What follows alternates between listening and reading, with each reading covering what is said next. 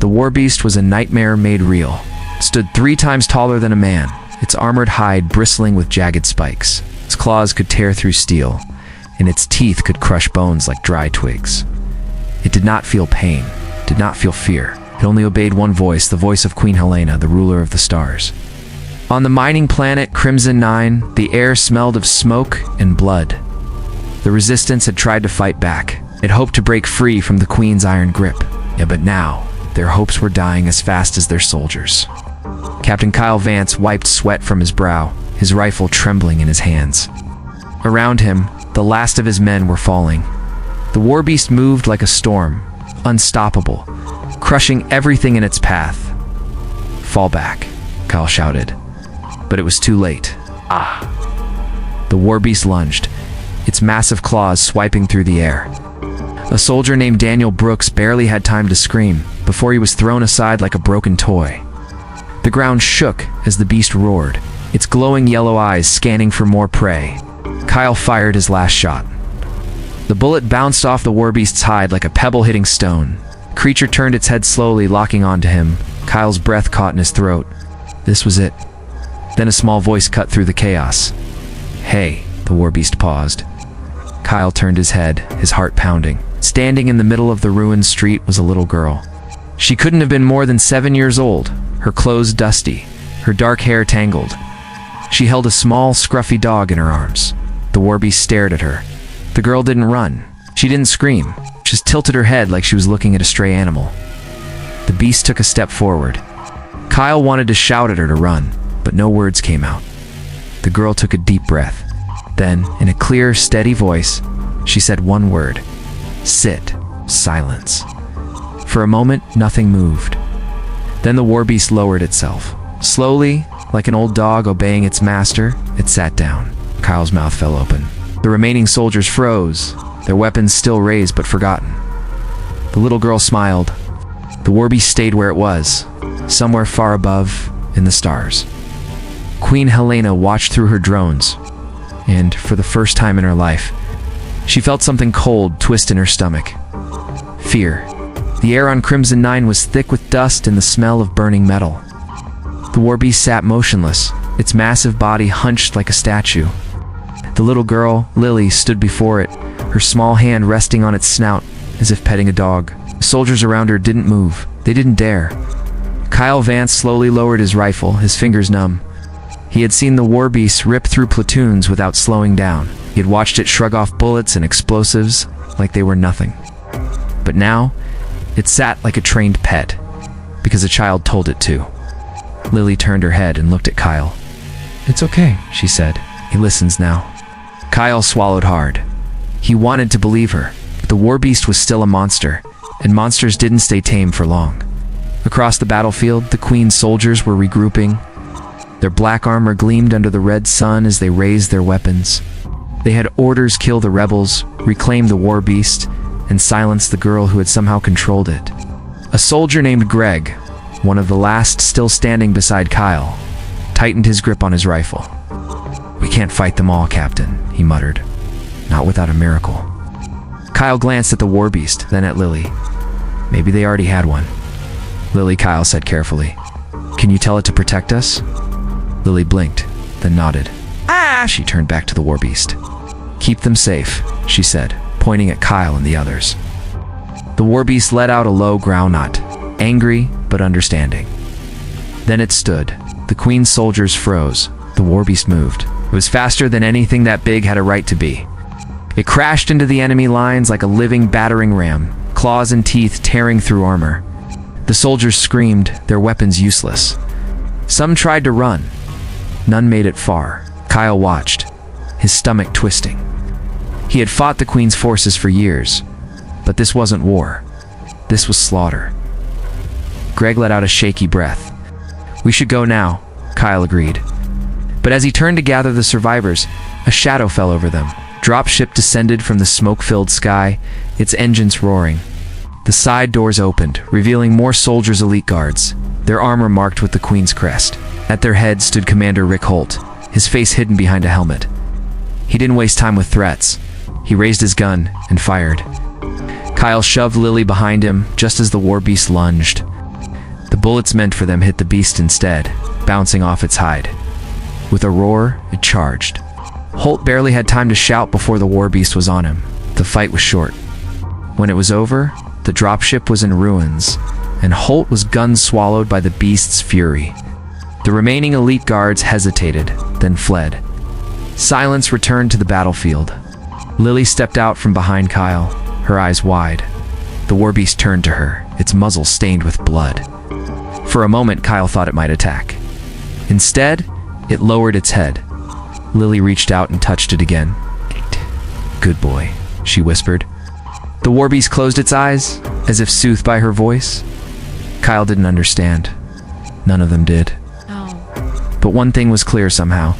This little girl had tamed the Queen's greatest weapon. And that made her the most dangerous person on the planet. The rebel hideout was quiet except for the steady drip of water from broken pipes. Kyle sat on an old crate, cleaning his gun while watching Lily. The girl sat cross-legged on the floor, petting the Warbeast like it was an oversized dog. The creature's massive head rested in her lap, its breathing slow and calm. Greg walked in, his boots crunching on broken glass. "You're not seriously keeping that thing here, are you?" Kyle didn't look up. "You got a better idea?" "Yeah, put a bullet in its skull before it remembers it's a killing machine." Lily's head snapped up. "No, he's good now." Her small hands clutched the Warbeast's fur. The creature let out a low whine, as if it understood. A new voice cut through the tension. Actually, she might be right. Everyone turned. A thin man in a torn lab coat stood in the doorway. His face was bruised, his glasses cracked. Kyle recognized him. Dr. Alan Pierce, one of the Queen's scientists who disappeared months ago. Kyle stood slowly. "You're supposed to be dead." Pierce gave a tired smile. "Almost was. But I know things about the Warbeast, things the Queen doesn't want anyone to know." The Warbeast suddenly growled, lifting its head. Lily patted it. "Easy, boy." The growl stopped instantly. Pierce swallowed hard. Remarkable. It really does obey her. Kyle stepped between Pierce and Lily. "Start talking. Fast." Pierce took off his broken glasses. "The Warbeast isn't just some monster. It used to be human." Silence fell over the room. Greg laughed nervously. "That's impossible." "Is it?" Pierce pointed at the Warbeast. "Look at its eyes. That's not animal intelligence. That's a man trapped inside." Kyle studied the creature. Now that Pierce mentioned it, there was something in those yellow eyes, something that looked too much like understanding. Lily hugged the Warbeast's neck. "He's sad," she whispered. Pierce nodded.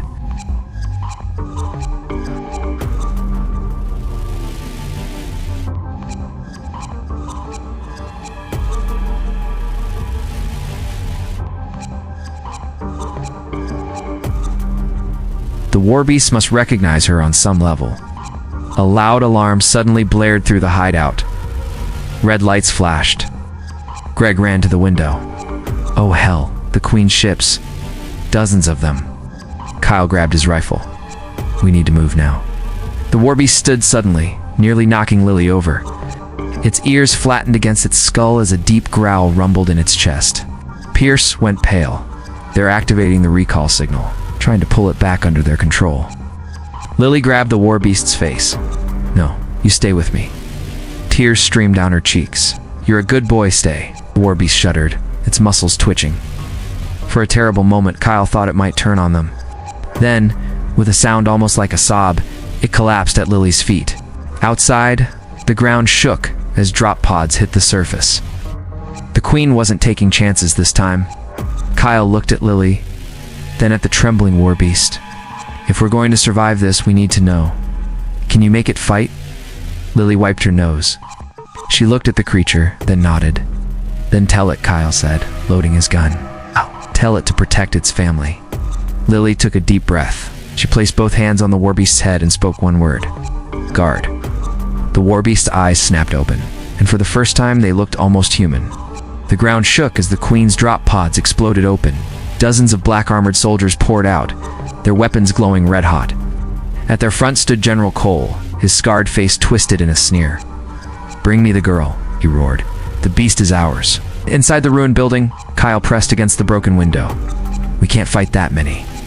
His hands shook on his rifle. Lily sat on the floor, her arms wrapped around the Warbeast's neck. The creature trembled, its muscles twitching as if fighting an invisible battle. Dr. Pierce wiped sweat from his forehead. The recall signal is getting stronger. It's trying to pull him back under control. Greg cocked his gun. Then we're dead. No, Lily's voice was small but firm. She stood up, dust on her knees. He won't hurt us. Outside, the soldiers advanced. Their boots crunched on broken glass. Kyle made a decision. Pierce, take Lily and run. What? Greg and I will hold them off as long as we can. Lily shook her head. I won't leave him. She pressed her face against the Warbeast's rough fur. The Warbeast suddenly let out a pained whine. Its claws dug into the concrete floor, cracking it. Pierce's eyes widened. Wait. ... It's not just resisting the signal. It's remembering the Warbeast's body convulsed. Its yellow eyes flickered. For a second, they looked almost human. Then, in a voice that was half growl, half sob, it spoke. L... ILY. Everyone froze. Lily gasped. You can talk? The Warbeast's massive head drooped. Remember... fire. Screaming, they took me. Made me this... Its words came slow, painful. Pierce stepped closer. Your name? Do you remember your name? The Warbeast shuddered, and like a dam breaking, the words rushed out. Jake. My name is Jake Reynolds. I was Lily's father. Lily's hands flew to her mouth. Tears spilled down her cheeks. Daddy. Outside, the soldiers opened fire. The wall exploded inward. General Cole's voice cut through the smoke. Kill the rebels. Take the beast alive. The Warbeast. Jake roared. The sound shook the building. He turned to Lily, his eyes clear for the first time. Run, sweetheart. Daddy has to fight now. Lily clung to him. No. I just got you back. Jake nuzzled her with his massive head, surprisingly gentle. Ow! I'll find you. Promise. He looked at Kyle. Protect my girl. Kyle nodded. He grabbed Lily's hand. We have to go. Jake turned toward the broken wall, his body tensed. And with a scream that was all human rage, he charged. The soldiers didn't stand a chance. Jake tore through them like paper. His claws ripped armor apart. His teeth crushed guns. General Cole fired again and again, his face twisted in fear. Fall back, Cole screamed. Fall. Jake's fist silenced him forever. As Kyle dragged Lily away, she looked back one last time. Her father stood amid the destruction, his massive form silhouetted against the flames. For a moment, their eyes met. The sky split open. The Queen's flagship descended, its cannons glowing. A voice boomed across the battlefield. Warbeast. You belong to your queen? Jake roared his defiance. He wouldn't be controlled again. Not now. Not ever. As the first cannon fired, Jake did the only thing he could. He jumped. Straight at the ship. The explosion lit up the sky. Lily screamed. Kyle held her tight as the shockwave hit. When the smoke cleared, the flagship was falling from the sky, broken and burning. Of Jake, there was no sign. Lily collapsed to her knees.